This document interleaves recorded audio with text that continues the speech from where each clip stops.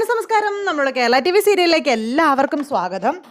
അങ്ങനെ ഗോവിന്ദൻ്റെ ജീവിതത്തിലേക്ക് ഗോവിന്ദൻ്റെ ഭാര്യയുടെ എല്ലാ അവകാശങ്ങളും അധികാരങ്ങളും ഏറ്റുവാങ്ങിക്കൊണ്ട് രാധികയ്ക്കും വരുണിനുമൊക്കെ ഇട്ടിവെട്ടു പണിയുമായിട്ട് നമ്മുടെ ഗീതു പുറപ്പെടാൻ തയ്യാറായിട്ട് ഇങ്ങനെ നിൽക്കുക. ഗീതുവിൻ്റെ തീരുമാനങ്ങൾക്കപ്പുറം ഇപ്പോൾ ഗോവിന്ദന് നാവെടുത്ത് ചലിക്കാൻ പോലും കഴിയാത്തൊരവസ്ഥ. അതുപോലെ ഗോവിന്ദനെ പൂട്ടിയെന്ന് തന്നെ പറയാം നമ്മുടെ ഗീതു. അത്രയ്ക്ക് പവർഫുള്ളായിട്ടാണ് ഗീതുവിൻ്റെ ഓരോ പ്രവൃത്തിയും ഓരോ തീരുമാനങ്ങളും ഒക്കെ ഇങ്ങനെ വരുന്നത്. ഇതെല്ലാം കണ്ട് പകച്ച് അന്താളിച്ചിങ്ങനെ നോക്കി നിൽക്കുക ഗോവിന്ദൻ പോലും.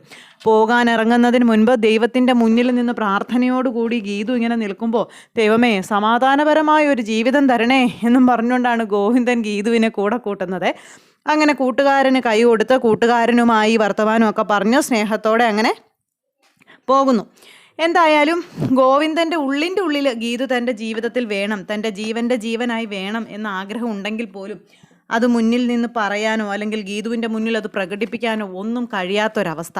ഗീതു എന്താണ് ഉദ്ദേശിച്ചിരിക്കുന്നത് എന്ന് പോലും ഇപ്പോൾ പറയാൻ പറ്റാത്തൊരവസ്ഥ. അങ്ങനെ ആ ഒരു നിലയിലൂടെയാണ് കേട്ടോ പാവം നമ്മുടെ ഗോവിന്ദൻ ഇങ്ങനെ മുന്നോട്ട് നീങ്ങുന്നത്. ആ ഒരവസ്ഥയിൽ പോകുന്ന ഗോവിന്ദൻ്റെ കാര്യങ്ങളെല്ലാം ഗീതു ഇങ്ങനെ ആലോചിക്കുകയും ചെയ്യുന്നു. ഗോവിന്ദ് സാറിൻ്റെ ജീവിതത്തിൽ ഇനി താനല്ലാതെ മറ്റാരും വേണ്ട, അതായത് ആ ഒരു പ്രശ്നത്തിന് നിൽക്കുന്ന രാധികയോ അല്ലെങ്കിൽ മകനോ അങ്ങനെയൊന്നും വേണ്ട എന്നുള്ളൊരു രീതിയിൽ അല്ലെങ്കിൽ ആ ഒരു ചിന്തയിലാണ് നമ്മുടെ ഗീതു ഇങ്ങനെ ഗോവിന്ദൻ്റെ കൂടെ പോകുന്നത്. ഇവർ രണ്ടുപേരും കൂടെ പോകുന്നു. ഇവർ രണ്ടുപേരും കൂടെ വരുന്ന വിവരങ്ങളൊക്കെ അവിടെ അപ്പോൾ അറിയിക്കാനായിട്ട് ആൾക്കാരുണ്ട്, വരുണിനെയും അതുപോലെ തന്നെ സുവർണയെയും. അങ്ങനെ അവരും അറിഞ്ഞു ഇവർ രണ്ടുപേരും കൂടി ഒരുമിച്ചാണ് വരുന്നതെന്ന്. ഗീതു ഗോവിന്ദൻ്റെ ഭാര്യയായി വീട്ടിലേക്ക് എത്തുന്നു എന്നുള്ളൊരു ന്യൂസ് കേട്ടപ്പോഴേക്കും അവർ രണ്ടുപേരും ഒന്ന് പേടിച്ചു. അതുപോലെ തന്നെ രാധികയുടെയും ഉള്ളങ്ങ് ശരിക്കും പേടിക്കുക. ഇനി വരുന്ന ഗീതു ഭയങ്കരമായ അപകടകാരിയാകും എന്നുള്ളൊരു ആ ഒരു പേടിയാണ് പുള്ളിക്കാരിയുടെ മനസ്സ് നിറച്ച്. അങ്ങനെ ആ ഒരു പേടിയുമായിട്ട് രാധിക അവിടെ ഇരിക്കുന്ന സമയത്ത് ഈ സുവർണയും അതുപോലെ തന്നെ ചേട്ടനും കൂടെ നിന്നിങ്ങനെ സംസാരിക്കുവാണ്. അവൾ എന്തായിരിക്കും തിരിച്ചു വരാൻ കാരണം എന്നുള്ളത്. അതൊരു പക്ഷേ അവളുടെ മാത്രം തീരുമാനമായിരിക്കില്ലെന്നും ഗീതുവിനെ രക്ഷിച്ച ആ വിജയലക്ഷ്മി എന്ന് പറയുന്ന ആ പുള്ളിക്കാരുടെ പരിപാടിയായിരിക്കും ഇതെല്ലാം. അവരായിരിക്കും ഗീതുവിനെ ഇങ്ങോട്ടേക്ക് പറഞ്ഞു വിടുന്നത്, അതായത് ഇവിടുത്തെ കാര്യങ്ങളെല്ലാം കണ്ടുപിടിക്കാൻ എന്നുള്ള കാര്യമൊക്കെ സുവർണ ഇങ്ങനെ പറയുന്നു. അപ്പോൾ ഈ വിജയലക്ഷ്മി എന്നുള്ള പേര് കേൾക്കുമ്പോൾ എല്ലാവർക്കും ഒരു ചങ്കിടിപ്പാണല്ലോ. അതേ ചങ്കിടിപ്പായിരുന്നു അനിയനും. കാരണം അവരാരാണ്, അവരെന്താണ്, അവരെന്തിനാണ് ഇതൊക്കെ ചെയ്യുന്നത്, ഇതൊന്നും അറിയാത്തത് കൊണ്ടുള്ളൊരു പേടി. അങ്ങനെ രണ്ടു പേരും കൂടി ഇനി വളരെയേറെ സൂക്ഷിച്ച് വേണം ഓരോ നീക്കങ്ങളും നടത്താനെന്നുള്ള കാര്യം പരസ്പരം ഇങ്ങനെ പറയുക. ഇനി എന്തെങ്കിലും ഒരു പിഴവ് സംഭവിച്ചാൽ അല്ലെങ്കിൽ എന്തെങ്കിലും ഒരു സൂചന കിട്ടിക്കഴിഞ്ഞാൽ അവിടെ തീർന്നു നമ്മുടെ രണ്ടുപേരുടെയും ജീവിതമെന്നുള്ള കാര്യമൊക്കെ സുവർണ ഇങ്ങനെ വരുണിനോട് പറയുന്നു. അങ്ങനെ ഗീതു വന്നു കഴിഞ്ഞിട്ട് ഗീതുവിൻ്റെ നീക്കം എന്താണെന്ന് നോക്കട്ടെ, അതിനുശേഷം എന്തെങ്കിലും തീരുമാനം എടുക്കണമെങ്കിൽ എടുക്കാം എന്നും ഇവർ തമ്മിൽ പറയുകയും ചെയ്തു. അങ്ങനെ ഇവർ രണ്ടുപേരും അവരുടെ തീരുമാനങ്ങളിൽ ഉറച്ചിങ്ങനെ നിൽക്കുന്നു. ഈ സമയത്താണ് കിഷോറിൻ്റെ അതിബുദ്ധി. കിഷോർ എല്ലാം തികഞ്ഞ എന്തോ വലിയ ആനയാണ് കുതിരയാണ് എന്നൊക്കെയുള്ളൊരു അഹങ്കാരമായിരുന്നല്ലോ. അങ്ങനെ അഹങ്കരിച്ച് അമ്മയെയും പെങ്ങളെയും ഒന്നും തിരിച്ചറിയില്ല എന്നുള്ളൊരു ഭാവത്തിൽ നടന്ന കിഷോറിന് വന്ന എട്ടിൻ്റെ പണി. കിഷോർ കാരണം കിഷോറിൻ്റെ കമ്പനിക്ക് പറ്റിയത് കോടികളുടെ നഷ്ടമാണ്. അങ്ങനെ ചെറിയൊരു അശ്രദ്ധ കൊണ്ട് കോടികളുടെ നഷ്ടം വരുത്തിയ കിഷോറിനെ അവർണികയും അവർണികയുടെ ഡാഡിയും എടുത്തിട്ട് പൊതിക്കുക. അപ്പം നീ ഒറ്റ ഒരുത്തൻ കാരണമാണ്. അപ്പോൾ കുറേ ഡീറ്റെയിൽസും കാര്യങ്ങളൊക്കെ ഇവർക്ക് കിട്ടി, ഇവരുടെ കമ്പനിക്ക് വന്ന പ്രശ്നങ്ങളെ പറ്റിയും അതുപോലെ കൈവിട്ടു പോയ കാര്യങ്ങളെ പറ്റിയൊക്കെ. അപ്പോൾ ഇതൊക്കെ കണ്ടു കഴിഞ്ഞപ്പോഴേക്കും അവർണിക ഇവനെ എടുത്തിട്ട് പൊതിക്കുന്നുണ്ട്. നീ ഒറ്റ ഒരുത്തൻ കാരണമാണ് ഇന്ന് ഈ കമ്പനിക്ക് ഇത്രയും നഷ്ടം ഉണ്ടായത്. നിൻ്റെ ഒരു അശ്രദ്ധ കൊണ്ട് അവർ കൊണ്ടുപോയത് എത്ര കോടി രൂപയുടെ മുതലാണെന്ന് നിനക്കറിയാവോ എന്നൊക്കെ ഇങ്ങനെ ചോദിച്ചു. നിന്നെ എന്തിന് കൊള്ളാം എന്ന് വരെയാണിപ്പോൾ ഭാര്യ ഭർത്താവിനോട് ചോദിക്കുന്നത്. തനിക്ക് പറ്റിയ ഒരു അബദ്ധമാണെന്നും താൻ അറിഞ്ഞുകൊണ്ടല്ലെന്നൊക്കെ പറഞ്ഞ് കയ്യെ കാലേ പിടിച്ചൊക്കെ പറയുന്നുണ്ട് ആശാൻ. പക്ഷെ അതൊന്നും കേൾക്കാൻ അവർണിക തയ്യാറാകുന്നില്ല. അവർണിക അതൊന്നും കേൾക്കണ്ട, അത് കേൾക്കേണ്ട കാര്യം അവർണികയ്ക്ക് ഇല്ല എന്നാണ് അവർണിക പറയുന്നത്. ഇതിനൊരു പരിഹാരം അത് നീ കണ്ടേ പറ്റുകയുള്ളൂ എന്ന് തറപ്പിച്ച് തന്നെ പറഞ്ഞുകൊണ്ടിരിക്കുന്നു. അപ്പോഴേക്കും മകള് ഡാഡിയോട് ചെന്നിട്ട് ചോദിച്ചു, ഡാഡി നമ്മളിനി ഇതിനെന്ത് ചെയ്യും, നമ്മളിതിന് എന്താണ് പരിഹാരം കാണേണ്ടത് അല്ല കാണുക എന്നിങ്ങനെ ചോദിച്ചപ്പോൾ എനിക്കറിയില്ല മോളെ എന്നും പറഞ്ഞുകൊണ്ട് ഇങ്ങനെ പറയുക. ഞാൻ നിസ്സഹായനാണെന്നും പറഞ്ഞ് ഡാഡി ഇങ്ങനെ ഇരിക്കുമ്പോൾ ഇപ്പോൾ ഈ ഒരു അവസ്ഥയിൽ നമ്മൾ സഹായിക്കാനായിട്ട് കേരളക്കരയിൽ ഒരേ ഒരാൾ മാത്രമേ ഉള്ളൂ എന്ന് മകൾ അന്നേരം പറഞ്ഞു. ആരാണെന്ന് ഡാഡി ചോദിച്ചപ്പം അത് ഗോവിന്ദ് സാറും അതുപോലെ ഗീതാഞ്ജലിയുമാണെന്നുള്ള കാര്യം ഇവർ പറഞ്ഞേ.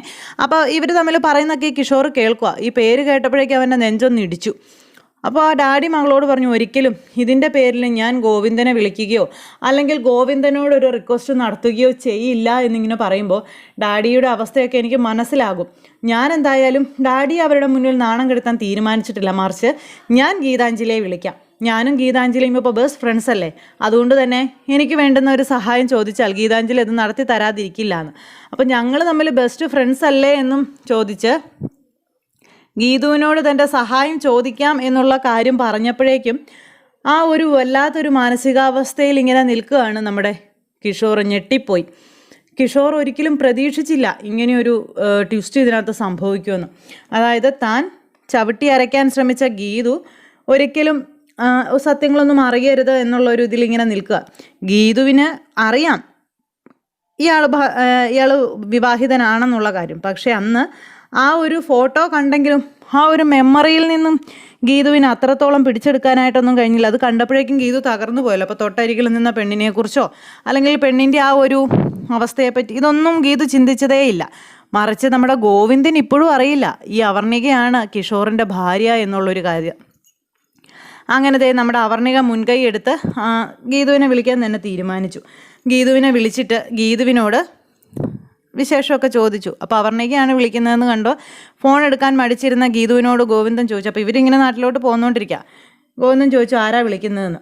അപ്പോൾ ഇതെനിക്ക് വേണ്ടപ്പെട്ട ഒരാളാണെന്ന് പറഞ്ഞപ്പോൾ എന്നാൽ പിന്നെ കോൾ എടുത്തുകൂടെ എന്ന് ചോദിച്ചു. അങ്ങനെ ഗോവിന്ദൻ പറഞ്ഞ അനുസരിച്ച് ഗീതു കോൾ എടുത്ത് എന്തുകൊണ്ട് വിശേഷം തുടങ്ങിയ കാര്യങ്ങളൊക്കെ ചോദിച്ചു. അത് കഴിഞ്ഞിട്ട് ഗീതുവിൻ്റെ ഒരു ഹെൽപ്പ് വേണം തുടങ്ങിയ കാര്യങ്ങളൊക്കെ ഇങ്ങനെ പറയാം. അപ്പോൾ എന്താണെന്ന് ഗീതു ചോദിച്ചപ്പോഴേക്കും അവർണിക കാര്യങ്ങൾ ഗീതുവിനോട് തുറന്നു പറഞ്ഞു. അത് കേട്ടപ്പോൾ നമ്മുടെ ഗീതു ഇങ്ങനെ അയ്യോ അതെന്നെക്കൊണ്ട് സാധിക്കുന്ന ഒരു കാര്യമൊന്നും അല്ല എന്നൊക്കെ പറഞ്ഞപ്പോൾ ഒരിക്കലും അങ്ങനെ പറയരുതെന്നും തന്നെ കൈയൊഴിയരുതെന്നും തൻ്റെ ജീവിതം ഇപ്പോൾ ആകെ വഴിമുട്ടി നിൽക്കുകയാണെന്നുള്ള കാര്യങ്ങളൊക്കെ ഇങ്ങനെ പറയുക. അപ്പോൾ അതൊക്കെ കേട്ട് കഴിഞ്ഞപ്പോഴേക്കും ഗീതുവിന് പിന്നെ ഈ പാവങ്ങളുടെ ആ ഒരു അതായത് ഗീതുവിനോട് സഹായം ചോദിക്കുന്നവരുടെ മുന്നിൽ ഗീതു ഒരിക്കലും നോ പറയാറില്ലല്ലോ. അങ്ങനെ ഗീതുവിനോട് ചോദിച്ചതിൻ്റെ പേരിൽ ഗീതു താനൊന്ന് നോക്കട്ടെ എന്നും പറഞ്ഞ് ഫോൺ അങ്ങ് കട്ട് ചെയ്തു. സന്തോഷമായി. ഗീതാഞ്ജലി നോക്കട്ടെ എന്ന് പറഞ്ഞാൽ അത് നടന്നു എന്ന് തന്നെയാണ് എനിക്ക് പറയാനുള്ളത്, അല്ലെങ്കിൽ എനിക്ക് അറിയാവുന്നതെന്നൊക്കെ പറഞ്ഞ് അങ്ങനെ കുറേ ഡയലോഗുകളൊക്കെ അവർണികയുടെ വക അങ്ങ് ഇറക്കി. അതും കഴിഞ്ഞ് ഫോൺ അങ്ങ് കട്ട് ചെയ്തു. ഇത് കഴിഞ്ഞപ്പോൾ ഗോവിന്ദൻ ചോദിച്ചു ഗീതുവിനോട് എന്താ കാര്യമെന്ന്. ഗീതു അന്നേരമുള്ള കാര്യം പറഞ്ഞു. അപ്പോൾ ഇതിന് ഒരിക്കലും എന്നെ കൂട്ടുപിടിക്കരുത് എന്ന് ഗോവിന്ദൻ പറയാം. നിങ്ങളെന്താ ഇങ്ങനെ പറയുന്നത്? അവർക്കൊരു സങ്കടാവസ്ഥയിൽ അവർ നമ്മളോട് സഹായം ചോദിക്കുമ്പോൾ അവരെ സഹായിക്കേണ്ടത് നമ്മളുടെ ഉത്തരവാദിത്വമല്ലേ, അല്ലെങ്കിൽ നമ്മളുടെ കടമയല്ലേ എന്ന് ചോദിച്ചപ്പോൾ നിന്നോടല്ലേ അവർ വിളിച്ച് സഹായം അഭ്യർത്ഥിച്ചത്. അപ്പോൾ നീ തന്നെ അവരുടെ ആ ഒരു പ്രശ്നങ്ങൾ പരിഹരിക്കുക. അതിനകത്ത് എന്നെ ക്ഷണിക്കണ്ട എന്നാണ് ഞാൻ പറഞ്ഞത്. എനിക്കതിനോട് യാതൊരു താല്പര്യവും ഇല്ല എന്നും പറഞ്ഞുകൊണ്ട് ഗോവിന്ദ് ഇങ്ങനെ സകല ഇതും ഉപേക്ഷിച്ച് താനില്ല എന്നുള്ള ആ ഒരു ഇതിൽ തന്നെ ഇങ്ങനെ നിൽക്കുന്നു. അങ്ങനെ ഇവർ രണ്ടുപേരും കൂടി അങ്ങനെ ആ ഒരു വഴക്കും വക്കാണവും കാര്യങ്ങളൊക്കെ ആയിട്ട് ഇങ്ങനെ നിൽക്കുമ്പോൾ ഗീതു അറയ്ക്കൽ തറവാട്ടിലേക്ക് വരുന്നതിന് മുന്നോടിയായി ഗീതുവിനെയും ഗോവിന്ദൻ്റെ മുന്നിൽ ഗീതുവിനെയും ഗോവിന്ദനെയും ഇംപ്രസ് ചെയ്യിക്കാൻ വേണ്ടിയിട്ടുള്ള പരക്കം പാച്ചിലാണ് രാധിക ഓരോന്ന് ഒപ്പിച്ചൊക്കെ വെക്കുക. എന്തായാലും രാധികയുടെ കള്ളക്കളി ഉടനെയൊന്നും ഗോവിന്ദ് കണ്ടുപിടിക്കരുത് എന്നുള്ളൊരു വിശ്വാസത്തിൽ, അല്ലെങ്കിൽ ആ ഒരു ആവശ്യത്തിന് അങ്ങനെയൊക്കെയുള്ള ഒരു സിറ്റുവേഷനോട് കൂടിയാണ് നമ്മുടെ ഇന്നത്തെ നാളത്തെ കഥ വരുന്നത്. എല്ലാവരും കാത്തിരുന്ന് കാണണം. എല്ലാവർക്കും നല്ലൊരു ദിവസം ആശംസിക്കുകയാണ്. നന്ദി.